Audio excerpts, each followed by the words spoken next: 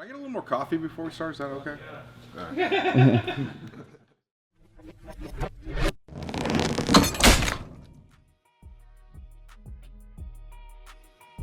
My name is Josh Bryant. I'm from South Lake, Texas. It's a suburb of Fort Worth. Yeah, I was the youngest American to bench press 600 pounds. Since then, I've actually had one of my students break it.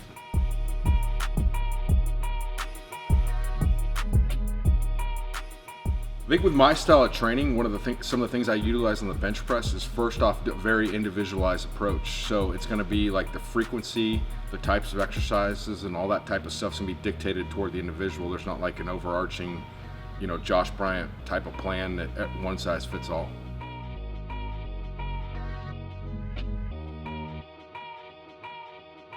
Okay, so the first one we're going to talk about is Jeremy Hornstra, who in my opinion is the best bench presser of all time when you factor in, how much, because you look at him, he's actually competitive on a super heavyweight type of level. He's bench pressed 675 for not into his all-time world record at 275, but without making a cut, he was about 260 pounds when he did that.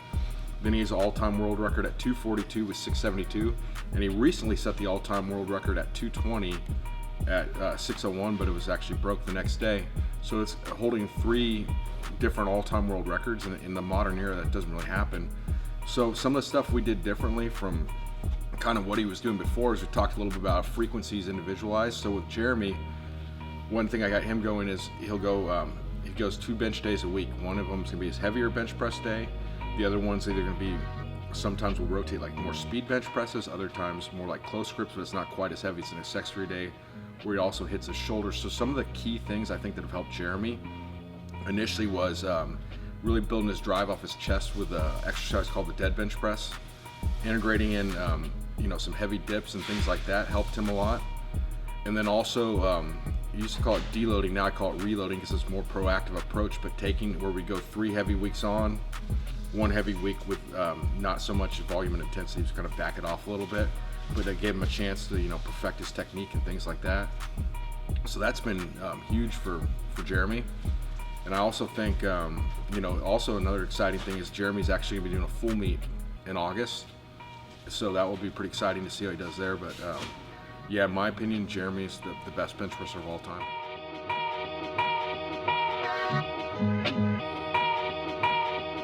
Besides like just practical experience, because I've been, you got to look at where I started out. When I was in high school, my first like real job besides like seasonal type of Christmas stuff when I was 16, I was managing a hardcore gym. So I got to be around all these great lifters, a place where Ed Cohn and those type of people came through. And then I also just did it myself. So from there, I kind of, I'm growing up in this, seeing it, being around, Dr. Salaria, Dr. Fred Hatfield, people like that. And then I got to, do it myself. So I've never, I'm not like a career change of I didn't at, 27 years old have a mental breakdown doing stocks and got into this. This is all I've ever done. So I think a lot of it's experience, because experience doesn't necessarily dictate competency. You could be I've seen some high school coaches that have been in it for 30 years. It's like they've gotten worse over time. So, but I think, actually learning from your experiences and then coaching so many people. So all the people I've trained, I coach, if they're, it's not like I got like a team of people that are doing this for me, they email me, then I got like some secret team, they're communicating with, all with me. So when you look at doing this over, 20 years, it's a lot of people. So I think I just get all that feedback and stuff, and I notice certain things that other people wouldn't notice just because of experience and actually keeping records of things. So that's a huge part about it. And then it's also, I think, not being married to one individual way of doing it. So for instance, Julius Maddox and getting a 705, he did it in a meet, then he did it again at the Arnold a couple weeks later. So we went initially from bench pressing twice a week to now he's bench pressing every 10 days. A second day, accessory day, he does push-ups. Okay, so that's sort of one thing people might take issue with, saying, I've heard people say the ideal frequency is X amount of times a week, where there's no way that's going to be true. So I don't have, like I said, a Josh Bryant type of method. I just do what works for the person. I think since I'm, kind of a whore for results, and that's all I care about, that's why it works. So I think it's just dictating to what the individual needs and realizing everybody's not the same. James Strickland has become one of the best bench pressers in the world, and I think he'll set the all-time world record at 308 here pretty quickly. And he's actually about to do a full meet too, go 2100. But some of the biggest things I think we've changed with his training is James is a very intense, committed individual. But I mean, I remember seeing him at meets over and over and over. He probably tried 600, I don't want to exaggerate, but at least 15 times before he got it. So what the problem was, is it was very random. One day when I was actually training, Big Al Davis, he's another big bench presser, 670 raw. We were at the Metroflex in Arlington, and James showed up there, and I talked to him at a couple meets, and it was odd because he's from Houston, so Texas is big, so that's like real far apart from where we're at in Fort Worth area. And anyways, he showed up and talked to him a little bit, and then thought he was going to start. He didn't.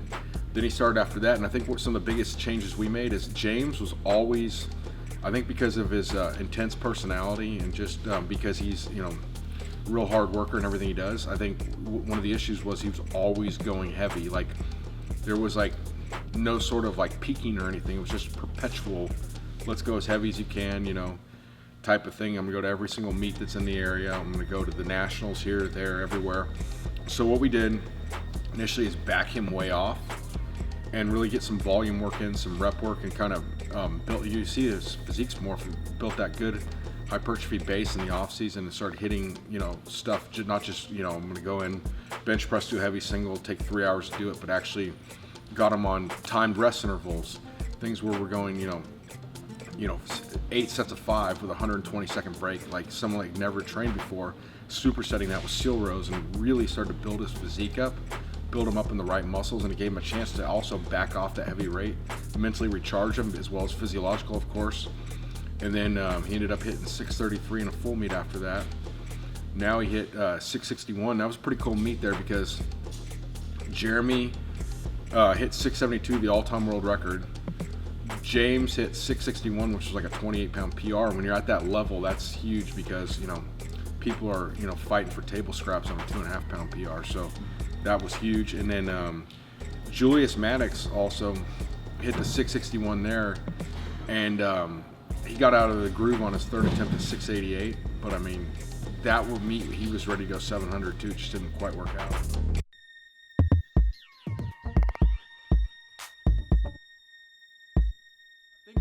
I think the best way to increase your strength potential is by adding size. So even like bodybuilders that are like quote unquote weak, they're not trained to be strong, but I guarantee you get them on an 8-week program for strength, you're going to see some serious gains there. So I think muscle mass is extremely important to gain strength.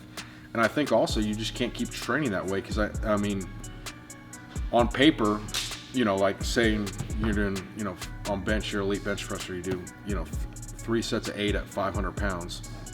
Even though it's way more volume than doing a single at 700, it's not going to be as taxing as doing a single at 700, regardless of what anybody says. So that's kind of where you get that experience in the field of, not just going off a textbook, but yeah, like doing a single at 700 is going to require like a Zen-like focus and just a CNS drain where, what I'm talking about, the volume work also gives you a break from that. Plus, is going to add you the hypertrophy. So the key is just to be able to properly apply that, because I think there's been sort of a trend in the last few years to just go heavy all the time on the same lifts, and this isn't Olympic lifting. So yeah, there is of course there's an element of technique, but there are people with quote unquote bad technique that still lift a lot, where you don't see somebody in the clean and jerk set a world record that doesn't look good doing it. They look real good doing it. So this is a skill, but not as high of a level of skill, so it doesn't have to be practiced all the time as heavy as you would in Olympic lifting.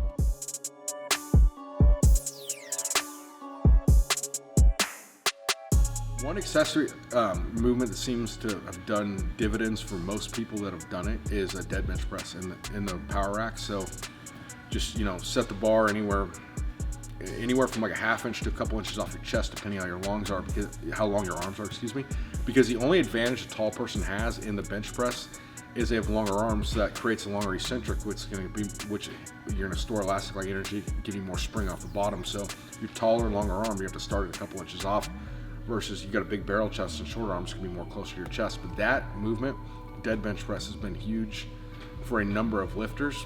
And another key to remember when you do the dead bench is you want to do it for singles. So, it's not like you're going to build up sets of 5, because the whole point is you want to eliminate the negative. So if you start doing multiple reps, even if you pause it for a second, you probably after a second pause going to have 50% of that elastic-like energy still stored in your muscles, ready to recoil and help you lift more, and that you're defeating the purpose. So you want to do singles, and the way you do that is progress with sets. You might do more or less sets, vary the rest periods, things like that. Another good accessory movement we actually got from you guys was the Spoto press. So that helps you keep, that's a tremendous amount of tension, so you just stop. I mean, you watch when Eric Spoto set the world record, everybody's sort of like, circle jerking behind the keyboard saying he had no chance to get it because he doesn't actually touch his chest. Well, obviously he got it, and he bench pressed 700, I think, like 2 or 3 weeks prior to that in Las Vegas. Point being, he kept stopping about an inch off his chest. So that's okay. What that forced him to do is stay tight and create all that maximal tension. And again, that's one of those things that, like, it's gonna be pretty hard to find somebody that couldn't benefit from that, because we can talk about other ones that have helped a lot of people is dips, but there's a lot of people that can't do dips because of shoulders, elbows, and a lot of times guys with real long arms don't do as well with them, things like that. But I think the dead bench and the Spoto bench press are pretty much going to help anybody increase their bench press at some point in their training.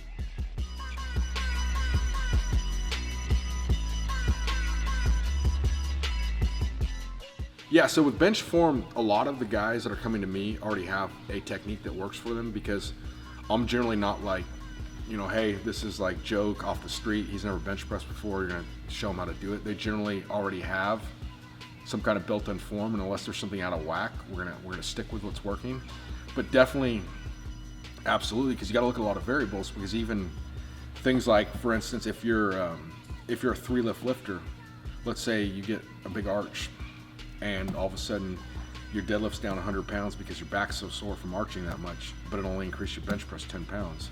Well, that's dumb, because your net loss of 90, 100 minus 10. So you got to look at all these different variables, and absolutely the bench technique would be adjustable to the individual for sure.